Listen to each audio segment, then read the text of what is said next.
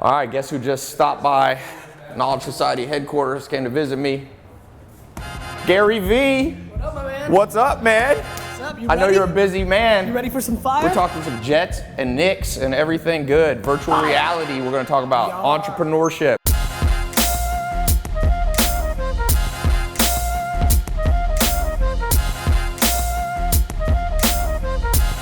You probably know him if you're an entrepreneur.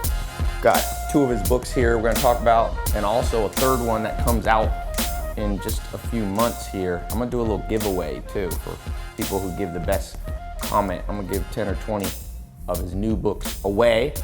And thanks for coming in, man. Thanks, brother. Yeah, he's headed to the airport, so he was nice enough to pop in here and Make sure to show everybody my second half-court shot that almost Yeah. went in. We were Edit out the first piece of shit shot I took. That will never be seen. But the second one that literally almost went in, make sure that gets seen.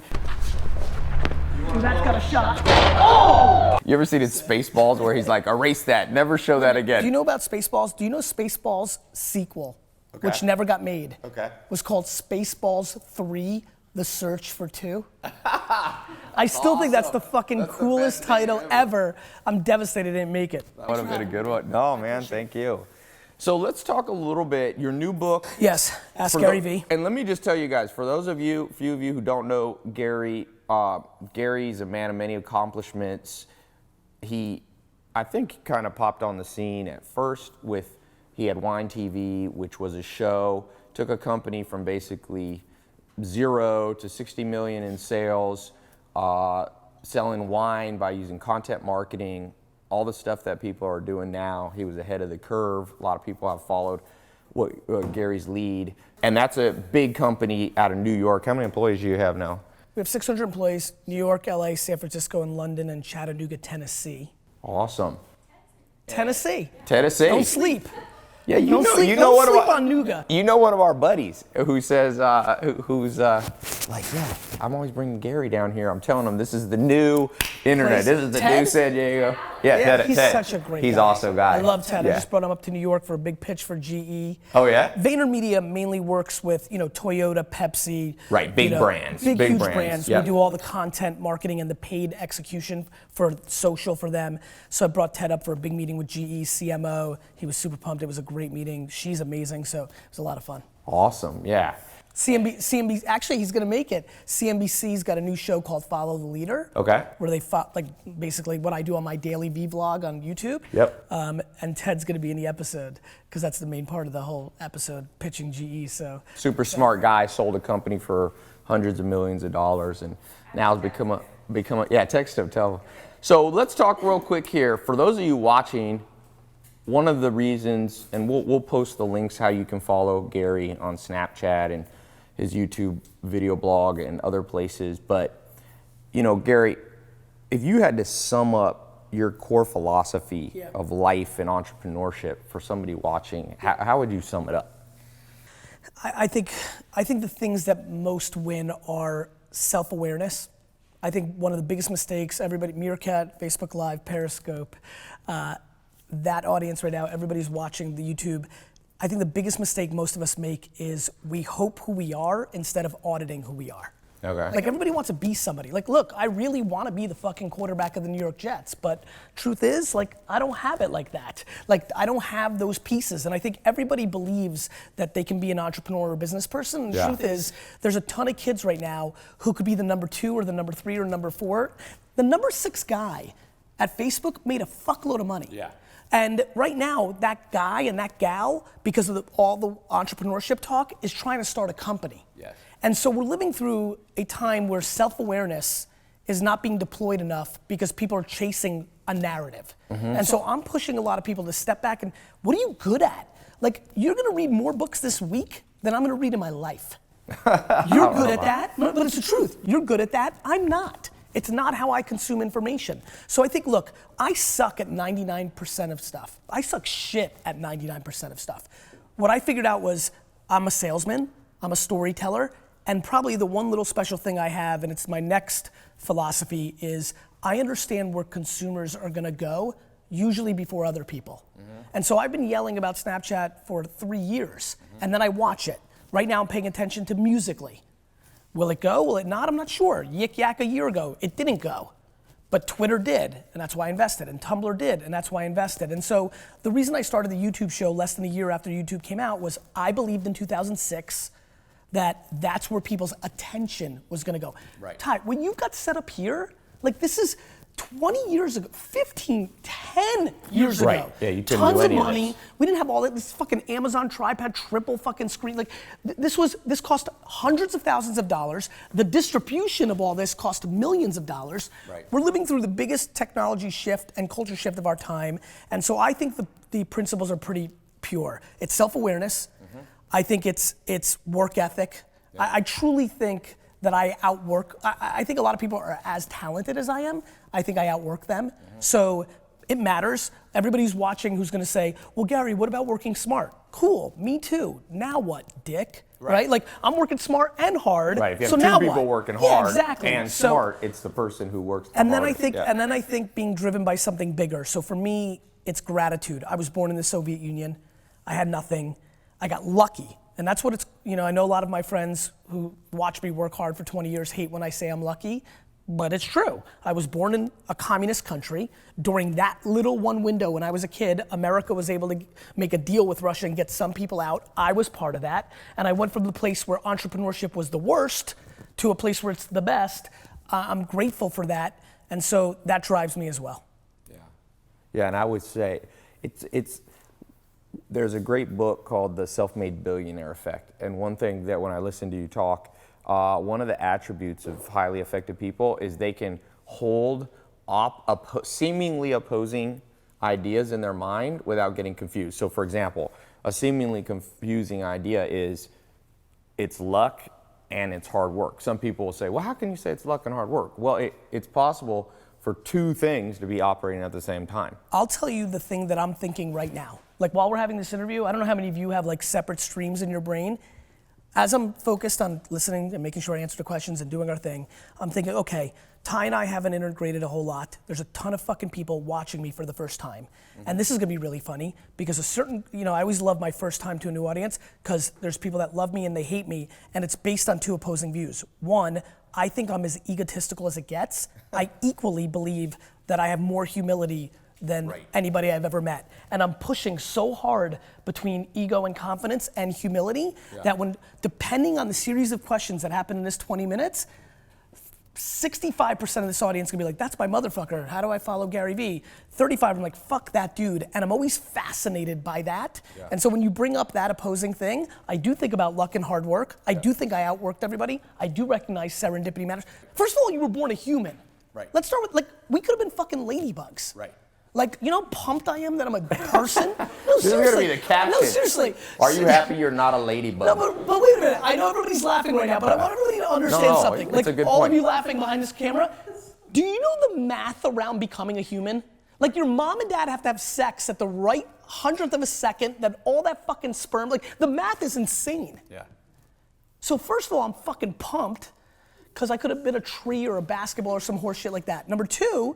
Basketball, you're not born. I am sure of that. Like people, I'm watching the stream right now and people are complaining this sucks. And I get fucking 10,000 email a week saying, this didn't work out for me, or my favorite, Uber stole my idea. Fucking ideas. I don't even want to get on ideas. Everybody, it's only execution, right? Let me give you the 30 big ideas. Ready? The smart refrigerator. You want to build a $1 trillion business? You want to own 800 of these homes and 7,000 of those cars and 4 sports teams? Here it is. It's called the smart refrigerator. Everybody's gonna have a refrigerator in their kitchen. That refrigerator is gonna know when you're down to 1 Bud Light because you put in 6. There's gonna be 1 left and it's gonna reorder it for you. So it's gonna out arbitrage every retailer, Amazon, everybody. The fridge is gonna order it from Budweiser direct. Budweiser's gonna deliver it, and the fridge is gonna become this, Tai. Just like this has become the fucking machine and Apple makes a VIG on everything, that's your fridge on every consumer product. The smart kitchen. Amazon's already getting in that. Amazon's got that little sensor you put up. Bezos is a beast. Yeah. So Bezos is a monster. there you go, everybody. There you go, fucking Keith Mintz and Javier fucking and Leonidas the King and Marcus J. Alford. There's your idea, right? There's your idea. But here's the real fucking game. Who's gonna execute? Right. Who's gonna hire the right people? Who's gonna make the product? Who's gonna make the JVs with fucking the brands? Like, who's gonna execute? Ideas, fuck, man. Anyway, I'm sorry. All right, let's talk. It's true. That like, it's just true. What we have to do, I think the problem in this interview is the energy's a little low. So we need to bring it up a notch so that everybody doesn't fall asleep on it. Okay, let's move from, and I totally agree. Ideas are important, but you know that there's actually broker lists you can buy of ideas for like $2 to $5 grand and they're insanely good lists. Interesting. So anything you can buy for $2 to $5 grand is literally worth $2 to $5 grand. But a company that you built that runs the smart refrigerator or personalized medicine is another big one. You can't buy these; they haven't been created. Therefore, like Elon Musk said, I've gotten to hang out. This is my third time with Elon Musk, and one of my favorite Elon Musk quote. He says, "You get paid in proportion to the difficulty of the problem you solve." So a lot of people are out there like, "Hey, I solved the problem. How to walk to my refrigerator." Well, everybody knows how to do that. You have to solve a problem, and therefore, your income is going to be directly proportional. Solve a small problem. Know how to hand somebody a burger at McDonald's. They'll pay you minimum wage. Put someone on Mars in a rocket ship like Jeff Bezos' Blue Origin or Elon Musk's SpaceX, they're going to pay you a lot of money. I would add something to that for everybody listening at home, because that's right. And then everybody who's watching right now is thinking what I'm thinking, which is like, fuck, that sucks, because I'm not talented enough to solve a big time problem. Because big time problems take real brain power. I will say the other thing, and I'm sure you're gonna agree with this watching from afar, there's also reverse engineering the demand of the marketplace, yes. Right? So for example, guys like pretty girls. Pretty girls are able to make a lot of money because they're pretty and there's demand. And so demand in marketplace behavior is very important. Yeah. I think one of the ways to, if you don't think that you can figure out how to build a tunnel underground and get me from LA to New York in a minute, then the other thing to really take a step back, this is back to self-awareness. For everybody who's watching right now, if you're like, shit, that's great, but I'm not a fucking math genius like Elon Musk, the thing that you might be able to do, and I do think this is a talent, I think this is my talent, pay attention to what people care about and reverse engineer it. For example, Uber. What does Uber sell? Uber sells time. Right. Uber doesn't sell transportation. Uber sells time. Everybody here, no matter their income level, cares about time because we now live in a 24/7 world. So if you make that your religion of a market that matters, building products and services that buy time and sell it back to people is probably, in my opinion, the quickest path to real financial success in the next decade for the average to above average operator and thinker, because it's going to be such a big space. Yeah, totally agree. And the thing about that, in terms of how much talent, Warren Buffett says if you have over 130 IQ, you can sell a lot of it. You don't need it. The average self-made millionaire is 125, 130 IQ, which is sharp, but not. So if you're watching this, if you're figuring out how to do Facebook Live and YouTube, you're probably already at that sharp enough level. What really differentiates you are some of the things you said, pattern recognition. Can you see patterns? Mark Cuban told me, he said, I've always been able to see around corners before other people. He recognized a pattern, can see around that corner. So that's an important thing. I say you got to know the language of money. I talk a lot about that. You go to China, you don't have an interpreter, you're going to be lost. In the game of making money, you need to understand what debentures are. And people go, oh, that's a lot of syllables, debentures, And I say, well, do you know Kim Kardashian? Because Kardashian, this is 4 syllables. And so we live in a society where people know big words. People are much sharper. IQs have gone up. It's a myth that we're getting dumber. You know why, but we're not using it in the right way. IQ's been commoditized. Right. What do you want to know? Google. Who's the 19th president of all the United States? This old fucker. What's this? All information is here. To me, we're about to live through a generation of EQ that is going to be so disproportionately valuable because information has been commoditized to some level. Now, what's interesting about readers like yourself, contextualizing, communicating it, consuming it and regurgitating into new packages, that's the holy grail. You're gonna live on that, other people are gonna live on that. To me, people need to bet on their strengths. They need to figure out what is the one, you know what? Let's make this practical. I know we have to wrap up soon. Forget about the promotion of the book. I want to get this off. Find the 5 people that are closest to you in the world. Brother, sister, your homie that you grew up with. Spend a week, not 5 minutes, spend a week making them feel safe for the question you're about to ask them, which is, tell me what I'm good at and tell me what I'm bad at. The 5 closest people to you are not gonna wanna tell you the truth. Like, people that really love you don't wanna tell you the truth, which is why nobody can scale self-awareness, because nobody's gonna tell you to your fucking face, actually, I think you're a piece of shit. Right. Like, your mom's not gonna say that, right? So spend a week or 2 weeks making those 5 people very safe and tell them, listen, this is what I want. I know that it might cause some friction for a week or 2 with us, but I'll get over it, and then we'll be in a great place. Because if you're able to hear, and this is such an important part of being an entrepreneur, I think, and I'm curious to take your take, I think I'm a great entrepreneur because I only see half glass full, and I'm only optimistic. Like, I have 37 fucking fires and headaches right now. Yet I'm looking at, oh, there's 19 new people that are gonna discover me, 900 new people, 9,000, like, you gotta look at the upside. If you're capable of listening to the good and the bad, eliminating the good, not like making it feel nice, but really focusing on the bad, or really paying attention to the good. If you take 5 people and they all tell you that you're funny, fucking start making fucking Snapchat comedy videos. Like, let me add please, something to this real quick. One of the things that I tell people, I call it your Eulerian destiny, like how to figure out what you should do with your life. And Nietzsche, the philosopher, said the same thing you're saying. He said, you know, the mind is an impregnable fortress. And he said, you find out about yourself through friends, and he added one more that I always tell people, enemies. What your enemy, you know, I once had a guy that didn't like me, a business guy. We were gonna do a deal and it fell through for whatever reason. And he said to me, he said, Tai, I don't like you. I don't like that dude, but he knows how to read. And so he gave me that. And because of that, I can rest assured, when your enemies are like, I'm gonna give you this, that's when you know that's some advantage you have. That's funny you said that. And I'm gonna miss my flight, and I don't give a fuck because I gotta say this. No, we're gonna Listen, get you on your flight. Matt, I hope you're not watching. We're sending Beverly Hills cops in front of you to just clear the way. No, because I have to be on stage in a couple minutes. Yeah.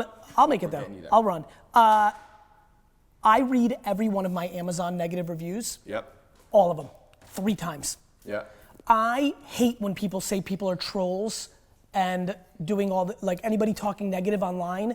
You know, my fans come in and they want to fight. I reread it 4 times. To me, understanding how people consume you and respecting the market needs to trump your own self. For me, the meritocracy of the end user is more important to me than my own self needs, and that's how I reverse engineer. The way I've evolved in my career has been predicated. I'm thrilled for my haters and trolls because they give me context and have allowed me to understand that I was a contradiction. 10 years ago, when you say that comment, opposing views, it would have flew over my head. Yeah. Now I've lived it. Yeah. Now I get it. Look, if the first time you ever saw me, I go on stage and I say, you all suck and I'm the best, you know, I get it.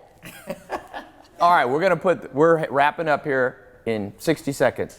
Got one question for you. You live people get to see this, but this is only for people in the accelerator, which is kind of my advanced thing. I want to put a little special thing, bonus from you. Okay. Bonus question for the accelerator for you, Gary. Okay.